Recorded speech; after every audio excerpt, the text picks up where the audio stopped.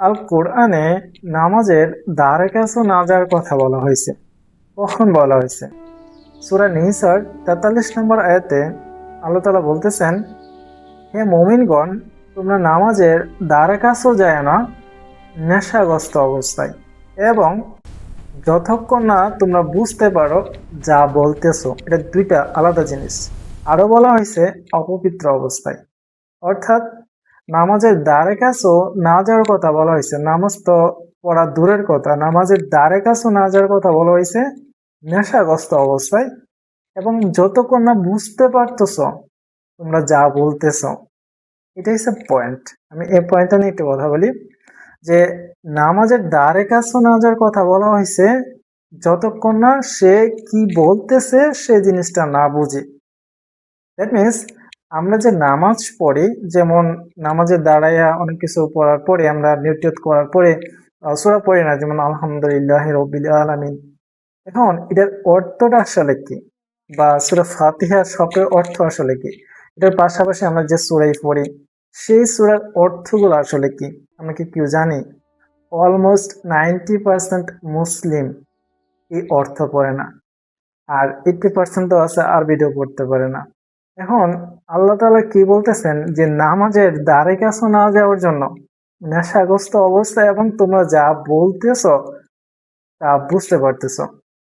তো নামাজে গিয়ে যদি আমরা যেটা বলতেছি সেটা বুঝতেই না পারি, সবাই তো মানে আমি যেটা বলছি অলমোস্ট 90% তো আমরা বুঝতে পারি না বা বুঝি না, অর্থ কি পড়ি না, জানি না, তাহলে তো আমরা বুঝতে পারতেছি না আমরা নামাজে আসলে কি বলতেছি। নামাজটা আসলে মূলত কিসের জন্য সেই জিনিসটাই আমরা জানি না।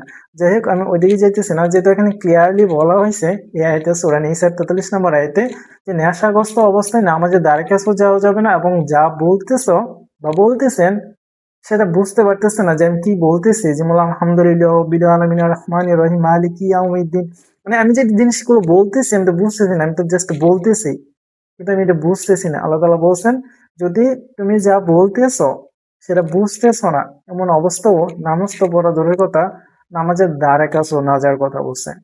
অপবিত্র অবস্থায় নামাজের ধারে কাছে না যাওয়ার কথা বলা হয়েছে। এখন পয়েন্ট হচ্ছে, এই যে রমজান মাস আসছে, আমরা দেখি বিভিন্ন মসজিদে, বাংলাদেশের বিভিন্ন মসজিদে বাচ্চা কাচ্চাদের কোরআন পড়ানো হয়। বিভিন্ন মুরব্বীরা পড়ে, অনলাইনে অনেকে পড়ে দেখি। নিজ উদ্যোগে বিভিন্ন মা বোনেরা বা মেয়েরা, মহিলারা তারা কোরআন খতম করে, মানে পুরো পুরো কোরআন পড়ে। এখন বিষয় হচ্ছে, এগুলোর মধ্যে আসলে বেনিফিটটা কি? যে কোরআনের বাংলা অর্থটুকুই আমরা জানি না, সূরা ফাতিহার অর্থটুকুই জানি না, সূরা বাকারার অর্থ কোনোদিন পড়ে দেখলাম না, তারপরে অন্যান্য যে সূরাগুলো আছে, আর রহমান, তারপরে সূরা নিসা, এরকম যে সূরাগুলো আছে সেই সূরাগুলোর বাংলা অর্থটা গুলো আসলে কি সেটি আমরা জানলাম না। অথচ মাসে একবার কিংবা দুইবার আমরা কোরআন খতম দিয়ে দিয়েছি। মানে কোরআন খতম মানে কি, শেষ, কোরআন শেষ করে ফেলাইতেছি। অথচ বাংলায় কি বলা হয়েছে, আসলে আল্লাহ তাআলা কি বুঝাইছেন সেটা আমরা জানি না। তাহলে মূলত কোনো লাভ হইতেছে আমাদের? কি লাভ হইতেছে আমাদের? আমাদের কোনো লাভ হইতেছে মানে বাহ্যিক অর্থে? আমরা তো আল্লাহর কথাই মানতেছি না। যেখানে আল্লাহ বলছেন যে কোরআন বুঝে পড়ার জন্য। কোরআন মানে হচ্ছে কি, জীবন বিধান।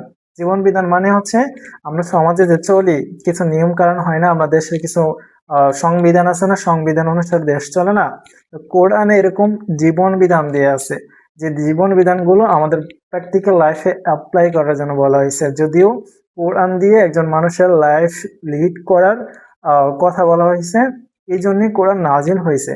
কিন্তু আমরা তো আর কোরআন দিয়ে আমাদের লাইফ লিড করি না, আমরা আমাদের মতন করি, অথবা দেশের আইন অনুসারে আমরা চালাই, তবে এটা হারাম। আর কোরআনে বলা হয়েছে, যারা আল্লাহর আইন বাস্তবায়ন করে না বা আল্লাহর আইন মতো চলে না, তারা জালিম, তারা কাফির, তারা মুনাফেক।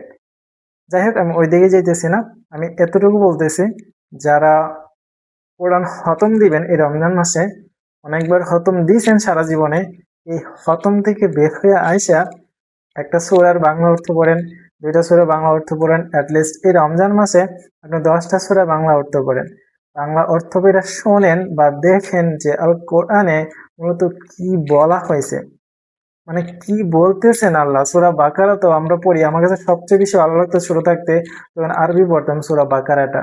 এখন এই ভালো লাগা দিয়ে তো আমি জীবনে কোনো কিছু জানতে পারি না, শিখতে পারি না, কিন্তু বাংলা অর্থগুলো আরো পড়লে বোঝা যাবে যে সূরা বাকারাই সবচেয়ে বেশি বিধিবিধান দেওয়া আছে। মানে লাইফ লিড করার জন্য মানবজাতির সবচেয়ে বেশি বিধিবিধান হচ্ছে সূরা বাকারার। তো মূল হচ্ছে আমাদের যে জিনিসটাই করি সেই জিনিসটা তো বুঝে করতে হবে। তো আল কোরআনের ক্ষেত্রে সেম জিনিসটা হয়। এই রমজান মাসে বাচ্চা কাচ্চাদের যারা হুজুররা পড়ায়, আরবি যদি পড়তে পারে তারা, পাশাপাশি বাংলা অর্থটা মানে অবশ্যই অবশ্যই জানানো উচিত। আরবি বইটা যদি সে ফিলই না করতে পারে আসলে সে কি ফিল মানে পড়তেছে, তাহলে সেটা শিক্ষা না।